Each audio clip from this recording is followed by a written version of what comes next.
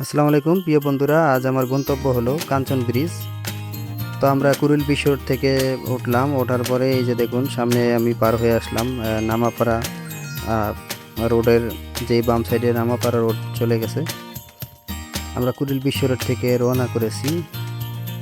বাম পাশে international convention city Bashundhara. এরপরে সামনে বাম পাশে বাস স্ট্যান্ড আছে একটি। এখানে বলে রাখি, আমরা যেহেতু সেই কাঞ্চন ব্রিজের উদ্দেশ্যে যাচ্ছি, ডান পাশে বসুন্ধরা আবাসিক এলাকা প্রবেশ পথ। এই যে দেখুন সুন্দর এই 300 ফিট যেই রাস্তাটা বা হাইওয়েটা তৈরি করা হয়েছে, খুবই সুন্দরভাবে এটি তৈরি করা হয়েছে। এই যে দেখুন এটা হলো ফুটওভার ব্রিজ, যাতে মানুষ এই পাশ থেকে ও পাশে পারাপার করতে পারে, পারাপার হতে পারে। এই জন্য ফুটওভার ব্রিজ দেওয়া হয়েছে। এখানে অনেকগুলো র্যাম্প তৈরি করা হয়েছে, অর্থাৎ ইউ টার্ন নেওয়ার জন্য। এরপর বিভিন্ন জায়গাতেই এরকম আপনার আন্ডারগ্রাউন্ড রাস্তা আছে, যেখানে উপরে ইউ টার্ন নেওয়ার জন্য বিভিন্ন রাস্তা তৈরি করা হয়েছে। এবং নিচ দিয়ে আমরা যেহেতু সোজা চলে যাচ্ছি, তাহলে আমাদের গাড়িগুলো নিচ দিয়ে চলে যাবে। তো এখানে আপনাদেরকে বিস্তারিত আমি কিছু কিছু জায়গার নাম, যেটা স্ক্রিনে আপনারা ভিডিওতে দেখতে পাবেন, সেইভাবে আমরা দিয়ে দিছি, লিখে দিছি, যাতে আপনারা সহজে বুঝতে পারেন। বাকিগুলো আপনাদেরকে ভয়েসের মাধ্যমে জানাচ্ছি। এই যে ডান সাইডে এটা দেখুন, এটা কিন্তু বসুন্ধরা আবাসিক এলাকা। এই যে দেখুন অনেক বড় বড় বিল্ডিং এবং খুব সুন্দর বিল্ডিং। এখানে একটি যাত্রী ছাউনি দেওয়া আছে, যাতে যাত্রীরা এসে বুঝতে পারে। আর এই হাইওয়েটির নাম জুলাই 36 এক্সপ্রেসওয়ের নাম ফলক করা হয়েছে। এটা অন্তর্বর্তীকালীন সরকার যখন ক্ষমতায় আসছে 5ই আগস্টের পরে, এই নামটি দেখা যায়, এই জায়গার নাম ফলক দেওয়া হয়েছে।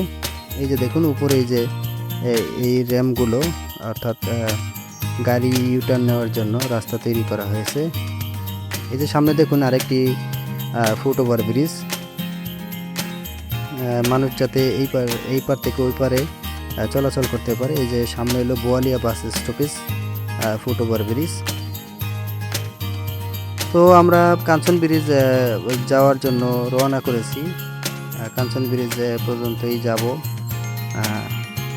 ইনশাল্লাহ। তো সামনে কাঞ্চন ব্রিজের ওই জায়গায় ঢাকা আন্তর্জাতিক যেই বাণিজ্য মেলা হয় সেখানে, এবং এই রাস্তাতেই, এই 300 ফিট এই রাস্তাতেই বাংলাদেশের আরেকটি জাতীয় স্টেডিয়াম তৈরি করতেছে। সেখানে জায়গা অধিগ্রহণ হয়েছে। এটাও কিছুদিনের মধ্যেই কার্যক্রম শুরু হয়ে যাবে, অর্থাৎ স্টেডিয়ামটি নির্মাণের কার্যক্রম শুরু হয়ে যাবে। এটি হলো ইন্টারসেকশন বা ইউটার্ন পয়েন্ট বসুন্ধরা আবাসিক এলাকা। এটার উপর দিয়ে গাড়ি ইউটার্ন করে বসুন্ধরার দিকে যায়। এরপরে বাম সাইডে যে সকল রাস্তাগুলো আছে, ওই সকল রাস্তা দিয়ে এই গাড়িগুলো যাতে ঘুরে যেতে পারে। দেখুন এখানে যে বিভিন্ন ইউটার্ন পয়েন্টগুলো করে এখানে র্যাম্পগুলো করা হয়েছে, যাতে সোজা গেলে এই গাড়িগুলো খুব স্বাভাবিকভাবেই যাতায়াত করতে পারে। সেজন্য এই র্যাম্পগুলো তৈরি করা হয়েছে। আর রাস্তাগুলো দেখেন খুবই সুন্দর, খুবই সুন্দর রাস্তা। এই হাইওয়েগুলো, এটা সম্ভবত সেনাবাহিনীর তত্ত্বাবধানে করা হয়েছে। তো আমরা এদিকে এই যে যাচ্ছি কাঞ্চন ব্রিজের উদ্দেশ্যে।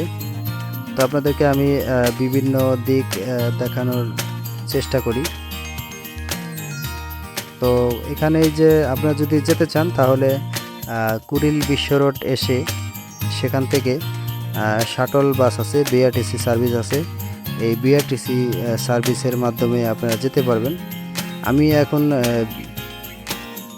এই যে আমি যাচ্ছি যে বাম সাইডে জলশ্রী, এই জলশ্রী, এই যে এখানে দেখুন আমাদের যে রাস্তা চেঞ্জ হওয়ার জন্য এই যে এই সাইড দিয়ে বাম সাইড দিয়ে আমরা চলে যাব। এখানে অনেকগুলো রাস্তা তৈরি করা হয়েছে।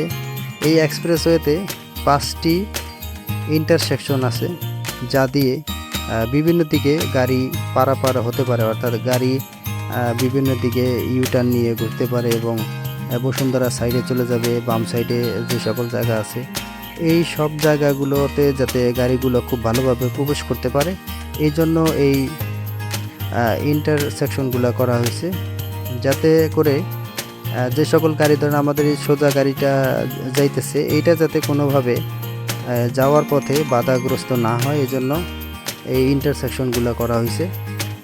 খুব সহজেই দেখা যায় এই গাড়িগুলো নির্বিঘ্নে চলাচল করতে পারে। তবে এখানে যেরকম এই রাস্তাটা অনেক হাইওয়ে, এখানে অনেক বেলায় অনেকের অভিযোগ আছে যে রাতে অনেক গাড়ির উচ্চ টান দেওয়া হয়, অর্থাৎ গাড়িগুলোর স্পিড অনেক বাড়িয়ে টান দেওয়া হয়। তবে এখানে যেই এক্সপ্রেসওয়েটা করা হয়েছে এটা তো দ্রুত যাওয়ার জন্যই করা হয়েছে, এখানে গাড়ির টান একটু বেশি থাকে, এটা স্বাভাবিক।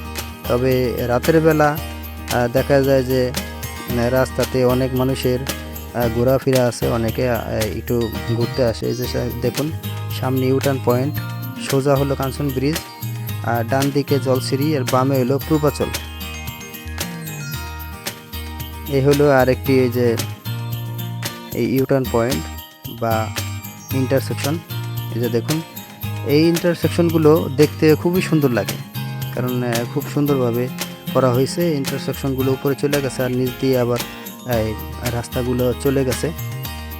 এই যে দেখুন এরকম গ্যাপের মধ্যে যে দেখাইলে খুবই সুন্দর লাগে এবং দেখতে খুবই ভালো লাগে, আর গাড়িগুলো খুব স্বাভাবিকভাবেই চলাচল করতে পারে। এই জন্য আমি দেখা যায় যে এটা ভিডিওটা করেছি, কারণ অনেকেই যায়। আরেকটা হলো আপনারা যদি কাঞ্চন ব্রিজে আসতে চান অথবা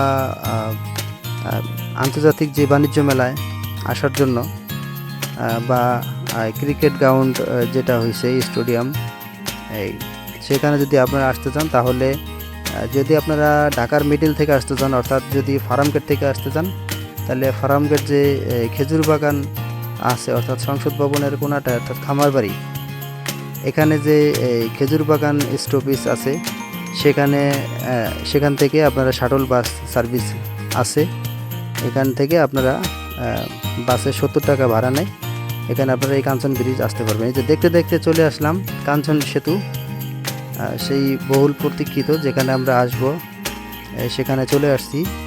এই যে কাঞ্চন ব্রিজের উপরে প্রবেশ করলাম, এটাই হলো কাঞ্চন ব্রিজ। আর আরেকটা হলো আপনারা আগে কাঞ্চন ব্রিজটা যেরকম টাকার মধ্যে ছিল, কাঞ্চন ব্রিজটা দেখেন এগুলো কিন্তু নতুন ব্রিজ তৈরি করা হয়েছে, কারণ ওই ব্রিজগুলো অনেকটা পুরনো হয়ে গেছে, এগুলা গাড়ির চাপও বেশি, এখন এখানে গাড়িও চলে বেশি, এজন্য পুরাতন ব্রিজ রাইখা আরও নতুন ব্রিজ এখানে সংযুক্ত। এই যে ডান সাইডে যেটা দেখতেছেন এই বাতিগুলো, এটা হলো পুরাতন ব্রিজ, আর আমরা বাম সাইড দিয়ে যাচ্ছি, এটা হলো কাঞ্চন ব্রিজ অর্থাৎ নতুন ব্রিজ। নতুন ব্রিজটা এখানে তৈরি করা হয়েছে। তো আপনারা তো যেই পরিমাণ গাড়ি এখান দিয়ে যায়, তো কাঞ্চন ব্রিজ এই যে এখানে আমরা পার হচ্ছি, এখন কিন্তু আমরা চলে আসছি এটা নারায়ণগঞ্জের মধ্যে। এই যে দেখুন এখানে এটা হলো নারায়ণগঞ্জ জেলা, রূপগঞ্জ থানা, নারায়ণগঞ্জ জেলার মধ্যে আমরা এখন চলে আসলাম। এই যে দেখুন এখানে এই যে নারায়ণগঞ্জ জেলার এই রূপগঞ্জ থানার যেই সংসদ সদস্য আছে তার এই যে ছবি দেখা যাইতেছে, এখানে যে ব্যানার লাগানো আছে এখানে, তো আমরা এখানে চলে আসলাম। তো আশা করি ভিডিওটি দেখে আপনাদের ভালো লেগেছে। ভিডিওটি যদি ভালো লাগে তাহলে লাইক কমেন্ট শেয়ার করে পাশে থাকবেন, আর নিত্য নতুন ভিডিও পেতে চ্যানেলটিকে সাবস্ক্রাইব করে রাখবেন। যারা ফেসবুক থেকে দেখতেছেন তারা পেজটিকে ফলো দিয়ে রাখুন। ভালো থাকুন, সুস্থ থাকুন, আল্লাহ হাফেজ।